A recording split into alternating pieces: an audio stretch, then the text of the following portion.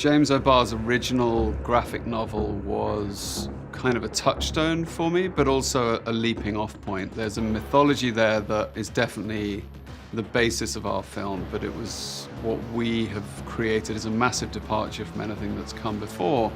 To me, it's like, how do you retell a story about grief, about self-sacrifice, about love, and about violence for this generation? Really what drew me to it was what Rupert wanted to do with it. You know, I felt like there wasn't a need to remake what had already been done, and Rupert wanted to kind of completely reimagine the story and the character and tailor it towards sort of a modern audience that Eric and Shelly can represent. They can get to be sort of this heroic couple for the modern day outsiders and rebels. The one thing that would make me want to do a film is if I felt like a character was a magnified version of myself. And I definitely feel that in Shelly.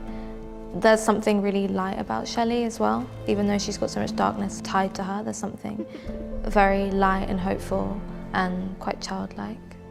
The film is a love story, and I wanted to really invest the audience in that love in order to understand what people will do when that is taken from them. I think it's hard to buy into a revenge story when you haven't really experienced the feeling of love.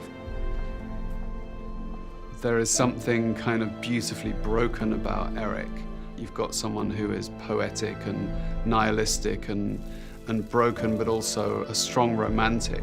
And I think that's what kind of sets Eric apart as a character. If I left you, I'd already be dead. I just want to start over. No, why don't we? Where would we go? Fucking anywhere. It was very soon apparent that Bill was the guy to play Eric. He understands kind of iconic horror characters. Bill's also an incredibly emotional actor, and you really see he's got these huge eyes that when you're in close-up, you just can see all those feelings of longing and pain and love and boyish wonder, but also when they harden, they become terrifying. He's a very raw and vulnerable person who's kind of built this exterior shell, and then of course meeting Shelly, you see him change a lot. I think he feels like she's some sort of angel that has been sent down from above to save him. What are you doing in here? I don't know. I guess everything just finally caught up with me. Bill was incredibly supportive working with Twigs, who hasn't done much in this realm before, just the practicalities of acting and going from scene to scene and stringing out a performance and falling in love with someone on screen. That was very new territory for her, and Bill really supported her going through that. And I saw the two together and just felt there was a chemistry there. Their chemistry is really strong together, which the film needed, because without that strong chemistry, why would he go on this kind of warpath to bring her back? He had to care so deeply about her, and she had to make such an impression on him and the audience, which he does. I think that Eric offers comfort and safety and offers almost like perhaps an unconditional love that she's not experienced before. So when they meet, it's like they collide into each other. I don't want it to end. Doesn't have to. Vincent Rogue made a deal with the devil to send others to hell so he doesn't have to. He has lived for centuries. He is untouchable power that exists within our society. Danny Huston is an incredible actor. The devil is a charmer. He seduces them with a silken tongue and a forked tail. What was important to Rupert Saunders and myself was that we didn't play him like the devil. It meant that I didn't have to play the part in a obvious fashion, and could play him in a rather practical way. If I could get you to do something that you're ashamed of, terrified of, which is maybe murderous, it's easier for me to control you. And that's what I did to Shelly. The one who killed you is not supposed to be in your world. They made a deal with the devil to gain eternal life by sending the innocent to hell. Kill the ones who killed you, and you will get her back. Kill them. We're really the next chapter in the Crow mythology.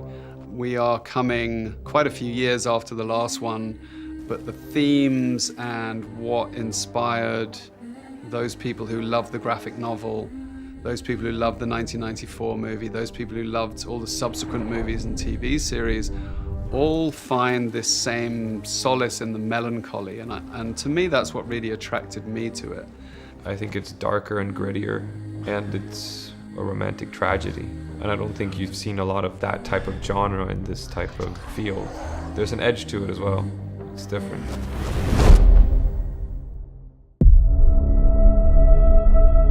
What's the first thing you liked about me? I thought that you were quite brilliantly broken. You feel like my person. You feel like my person. What's the worst thing you've ever done? I saw things. I shouldn't have seen any of it.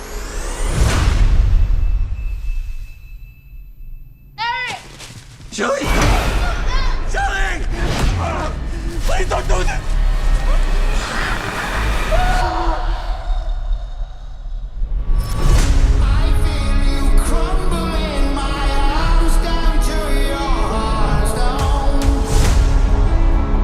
When someone dies, a crow carries their soul to the land of the dead. But sometimes something so bad happens that the soul cannot rest.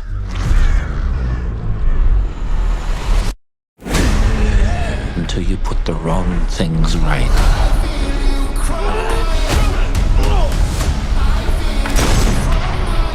You were given the power of a god.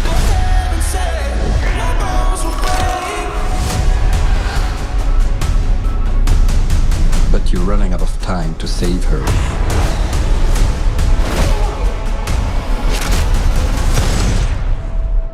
I'm gonna kill them. Every single one of them.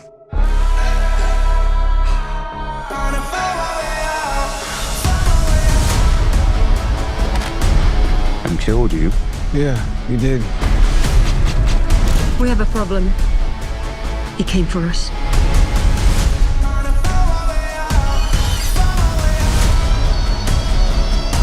First impulse. Anger.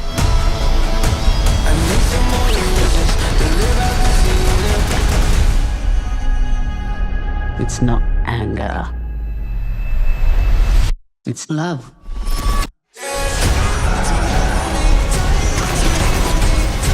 Look at what you've become. You know that love promises only pain.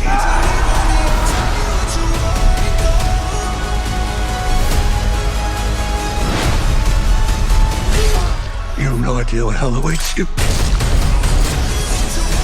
No, I do.